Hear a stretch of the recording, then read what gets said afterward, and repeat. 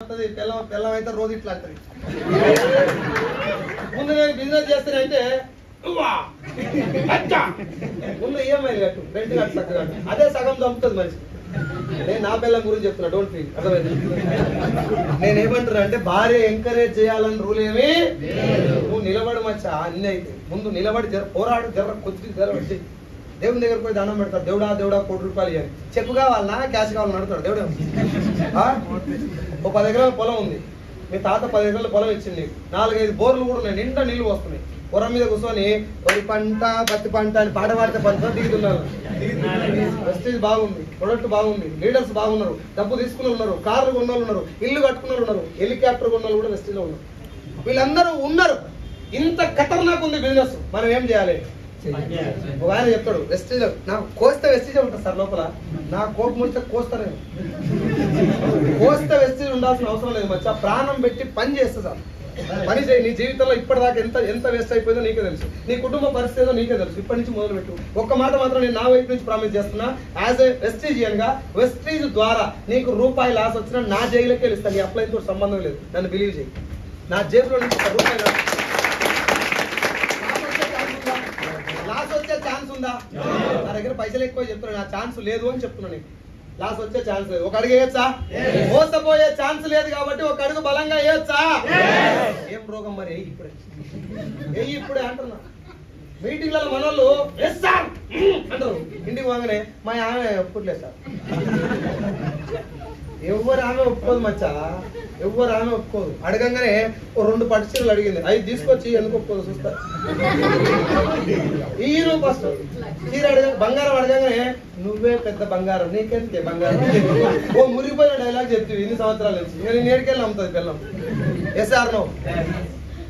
ఎంత పడితే జనాలు, నిలబడితే పిలిస్తే గెలిస్తే అది పెట్టుకోమచ్చా. నాకు ఎన్నిసార్లు బిజినెస్ ఆపేయాలనిపించింది.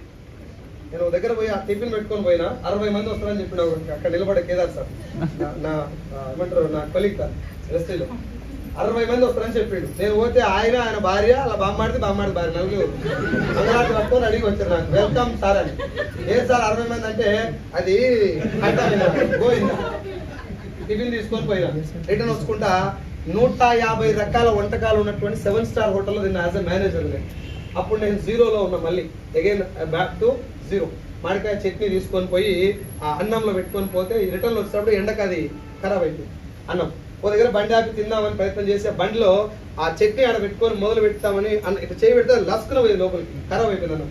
టిఫిన్ పక్కకు పెట్టినా, మా మిస్సెస్కి వీడియో కాల్ చేసి చూసినా తెలంగాణ సేల్స్ మేనేజర్ బతికేడు దాకా వచ్చిందని చెప్పి కామెడీగా నవ్వుకుంటే ఎక్కడి నుంచి మేఘాలు అలుముకున్నది తెలియదు కానీ భర్యను కొట్టినట్టు కొట్టింది వారం. ఫోన్ ఒక్కడి కాపాడుకున్నా, బ్యాగ్ ఒక్కడి పక్కన పెట్టినా, black colour pant white colour shirt మొత్తం గడిచిపోయింది. ఆన్నే కూర్చున్నా ఇట్లా పెట్టి, లేవలే. పక్కన రేకుల షెడ్ ఉంది, పోతే తడవకుండా కూర్చోవచ్చల్లా. నేను అట్లా పోలే, ఆన్నే కూర్చున్న, పిడికిలు బిదిగా పట్టుకున్నా. 1,00,000 రావాలి, కారు కొట్టాలి, ఇదే ప్లేస్ లో కార్లో కూర్చొని తినాలి అనుకున్నా.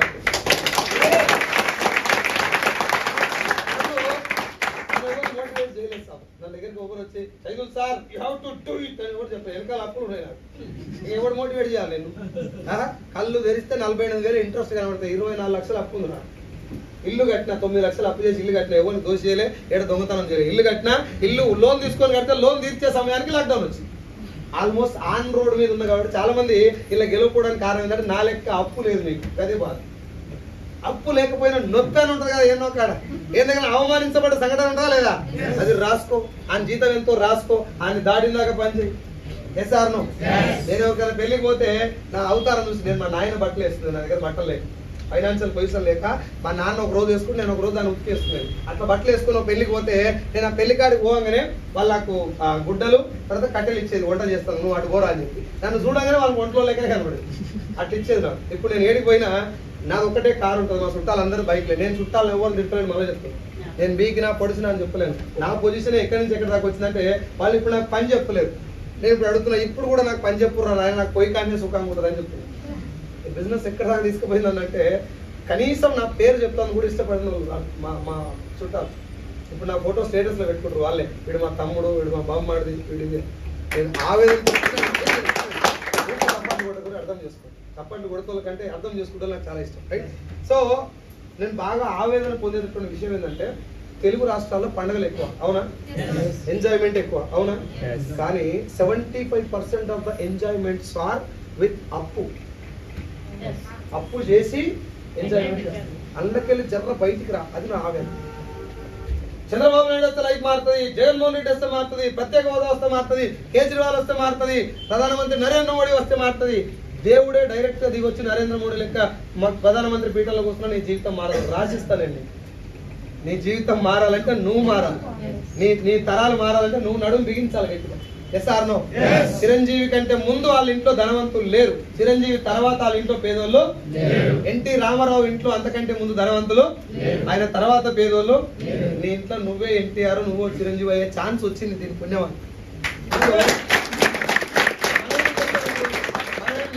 నా ఫ్యామిలీ పొజిషన్ అంత బాగాలేదు సార్, ఫ్యామిలీ పొజిషన్ బాగాలేదు, నేనే చూసుకోవాలని, అందుకే వెస్టేజ్ వచ్చింది సార్. నేను బిజీగా ఉంటున్నా సార్, నాకు టైం దొరకలేదు, అందుకే వెస్టేజ్ వచ్చింది సార్. నా పిల్లలు చదివే స్కూల్ చిన్న స్కూల్లో చదువుతున్నారు సార్, వాళ్ళ ఫీజులు కడతాను, నేను ఏదో పని చేయాల్సి వస్తుంది, అందుకే వెస్టేజ్ చేయాలి. మరి ఇప్పుడు నేను అడిగిన చాలా మంది, సార్ జాబ్ చేస్తున్నా టైం దొరకలేదు అని. బిజీగా ఉన్నా టైం దొరకలేదు అంటున్నాను, బిజీగా ఉన్నా అని చెప్తున్నాం. ఎప్పటిదాకా బిజీగా ఉంటావు? ఎవ్రీ డే బిజీగా ఉంటా సార్. ఎందుకు సార్ 4 రోజులు లీవ్ పెట్టవచ్చు, జీతం ఇయ్యరు సార్.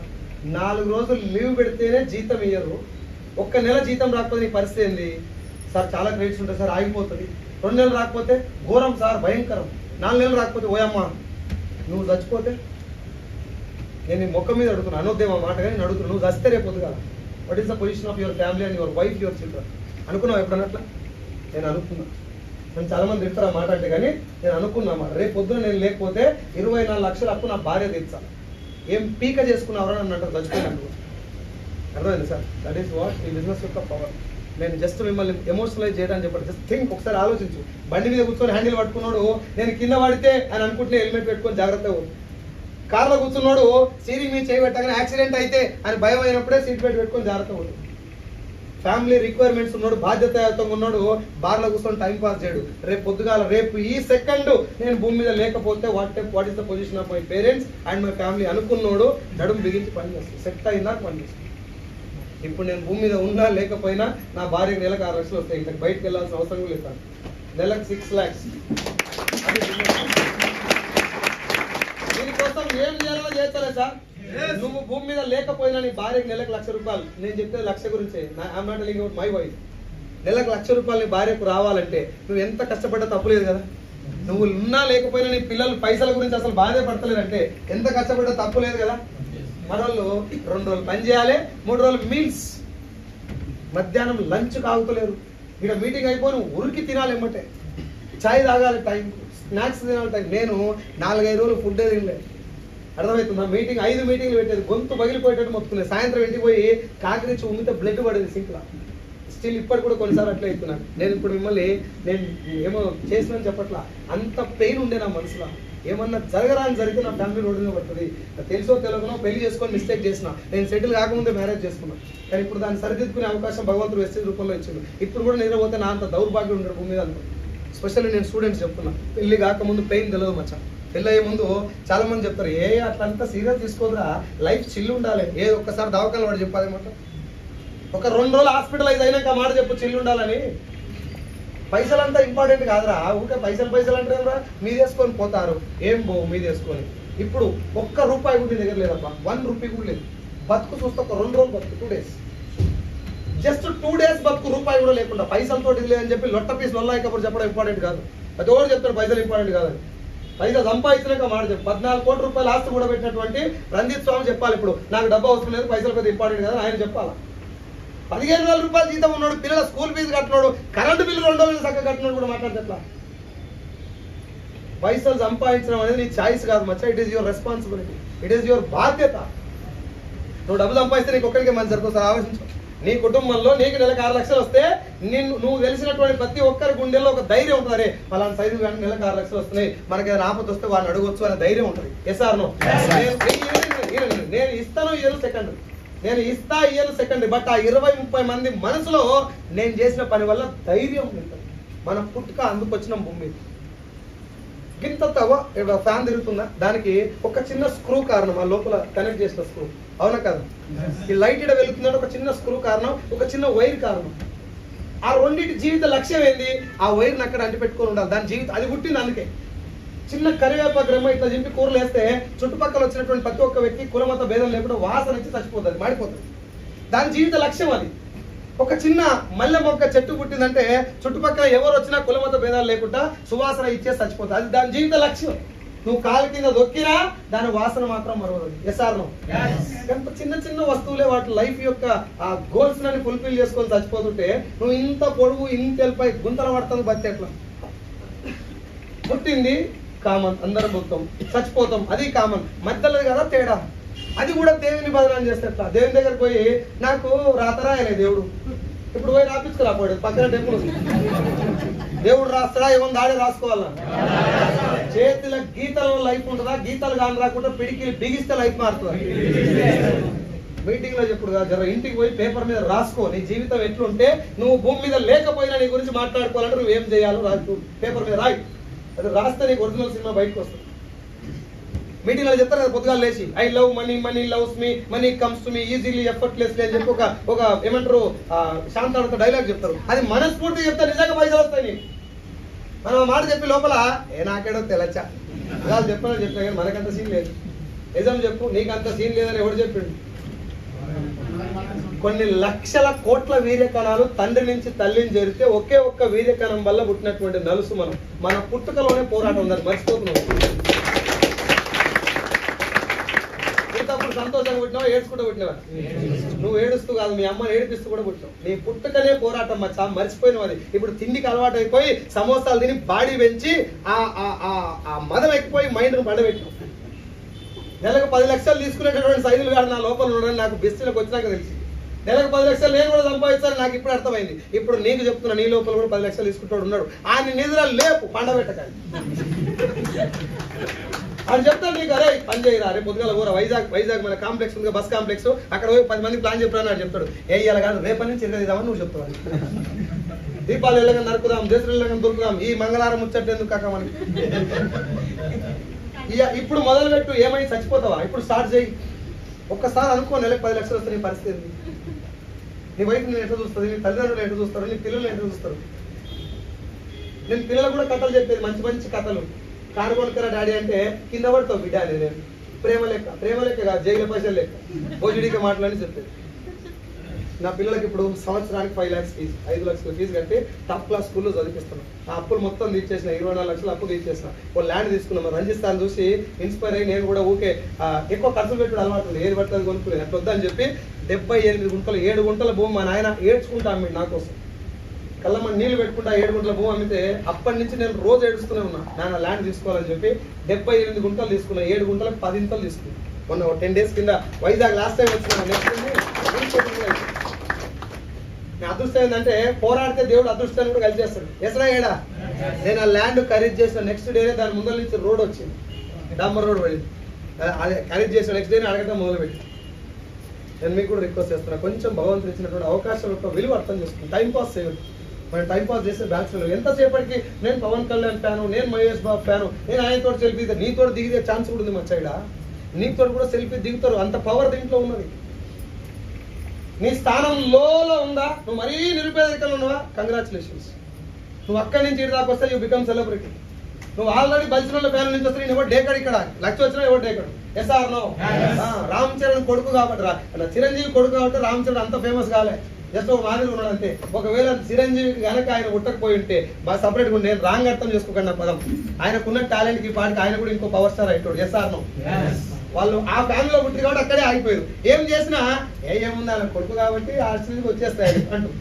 నిజంగా యాక్సిడెంట్కి వచ్చిన ఆయన కష్టపడ్డా ఆ కష్టానికి అంత వాల్యూ లేదు. నీకు కూడా నాకు కూడా ఆ అదృష్టం ఏంటంటే మన తాత కోటీశ్వరుడు కాదు, మనకిచ్చింది అవకాశం. మన కుటుంబ చరిత్ర మనతోటే మొదలైనటువంటి అవకాశం మనకిచ్చింది కాబట్టి మొదలు పెట్టు. నువ్వు కూడా వండుకొని మా తాతలు మంచిగా సంపాదించలే నా కోసం, మా నాయన నన్ను చదివించాలని చెప్పి లొట్టపీస్ కబురు చెప్పకు.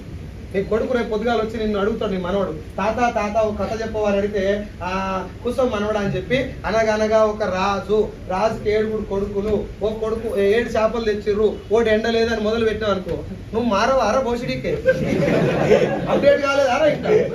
ఇంకెంతసేపు చెప్తావురా ఎండిపోయిన చేపల కథ, నువ్వు ఎండబెట్టుకోపోయి ఎంతసేపటి చేపల కథ నేను ఆరాడుతున్నాడు. బట్ అప్డేట్ అయ్యింది, అప్పటికే టింకిల్ టింకిల్ లిటిల్ స్టార్ దాటిపోయి ఉంటున్నాడు. Yes or no?